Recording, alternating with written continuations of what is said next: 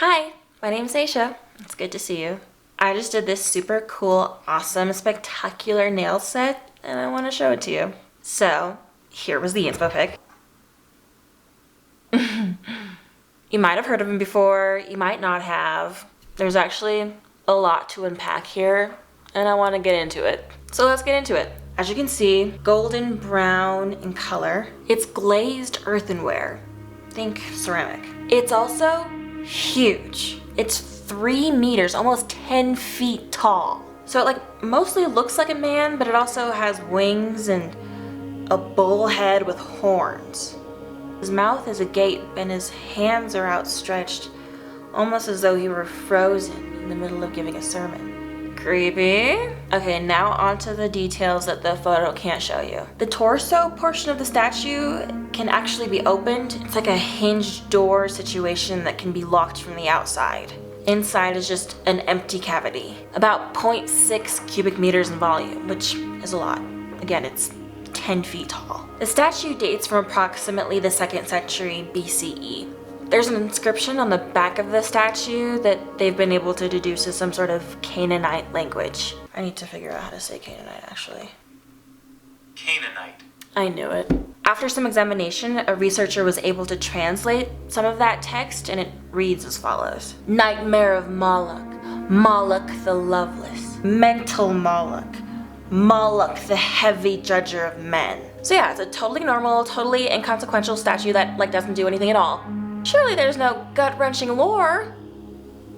Alright, so where is the damn thing? Unfortunately, you can't witness this marvel in any public museum. It's stored in a special shipping container at a top secret location, and it's under constant monitoring.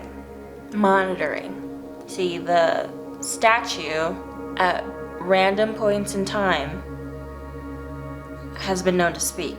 It doesn't suddenly become animated, it doesn't move or anything, it's not clear where the sound comes from at all, it just speaks. It commands. Each utterance of the statue, spoken in that Canaanite language, has been dubbed a locution event. Locution.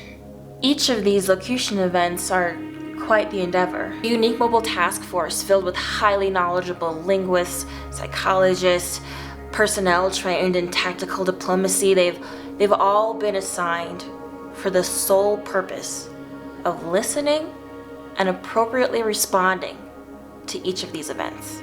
Their work is crucial and cannot be understated. A locution event is nothing short of a tragedy. The statue demands a sacrifice.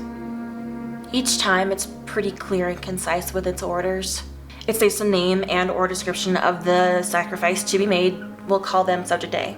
It gives instructions for how the sacrifice is to be carried out, and lastly, it describes the dire and unimaginable consequences to follow immediately should the sacrifice not be made. Of course, there's a protocol in place. After the statue makes its commandment, the team works to quickly translate it and identify Subject A, as well as Subject B, who is always in accompaniment. The team brings the statue to the subject's location and they explain the procedure and everything to Subject B.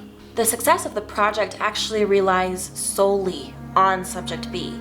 You see, it's up to Subject B to willingly and of sound mind place Subject A into that dark, cavernous chest cavity of the statue and set them on fire. Unfortunately, Subject A also has to be of sound mind, more specifically, alive, awake. What if Subject B doesn't do it? What a terrible thing to do. What an excruciating and painful way to go. What if Subject B just can't do it? As I mentioned, there are consequences. Horrible, biblically monstrous consequences to be witnessed worldwide. These consequences begin without fail 3 to 11 days after the statue speaks it into existence, if the sacrifice isn't made. We actually have records of past locution events and their respective consequences. Here are a few of them. March 1788, the statue prophesied that the flames shall consume their houses, ye, and their markets, and their temples, and all of their dwelling places, they shall be destroyed. A fire did break out. 66% of the city's buildings were destroyed before the sacrifice could be made, which was 29 days after the locution event. November 1951, the earth shall tremble, and the sea shall rise and be cast against the earth, and the mountains shall vomit fire. Its voice shall be darkness and death. The resulting earthquake and volcanic eruption thankfully didn't result in any casualties, and this is likely due to the fact that the sacrifice was made relatively quickly, within 31 hours. There wasn't a tsunami, but geological models at the time predicted that a severe one would have and should have occurred. November 1970, the rain shall scour the earth and sweep away man and his beasts and all his works. The deluge shall take them all. A cyclone. Sacrifice made after 49 days. Hundreds of thousands of casualties resulting from flooding, starvation, and disease. Okay, well, if Subject B understands the consequences, then surely the decision is a simple, if not hard, decision to make.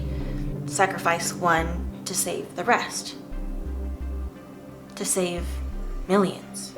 Of course, there's a catch. There's one crucial little detail that I've left out so far.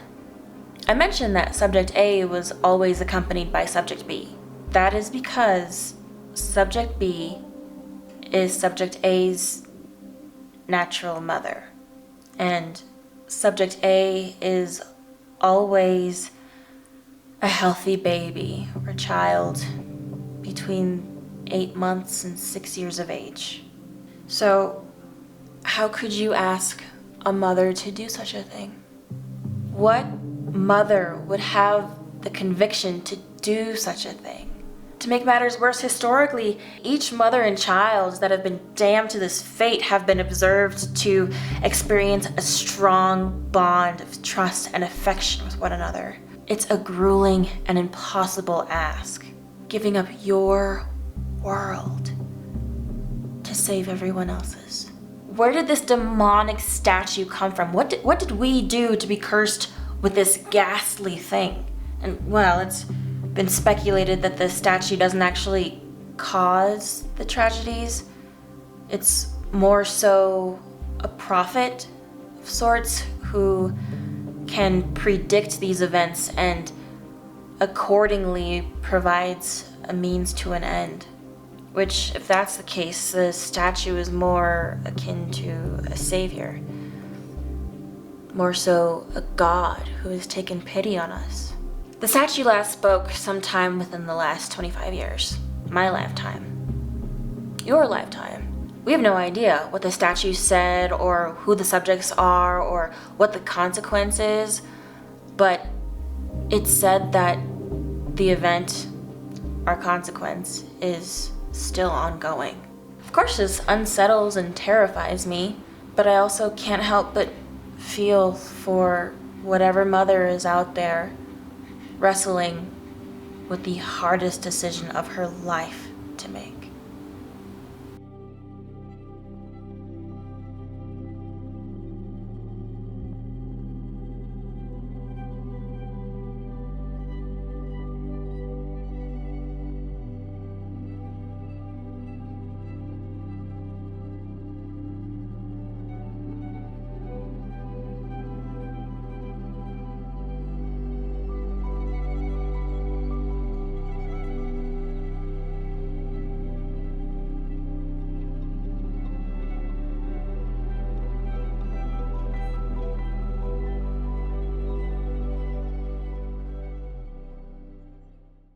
Wow, what a crazy fictional story.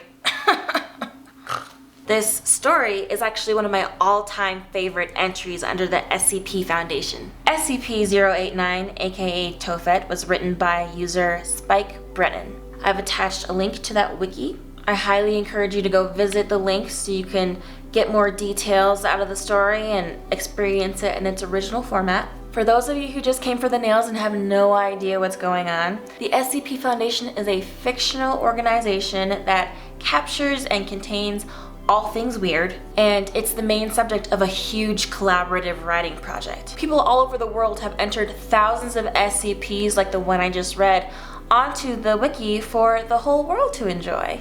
Some of them are creepy and scary, and a lot of those happen to be my favorites. Hopefully this is just the beginning of me sharing with you some of my faves. Thank you so much for watching. I'll see you next time.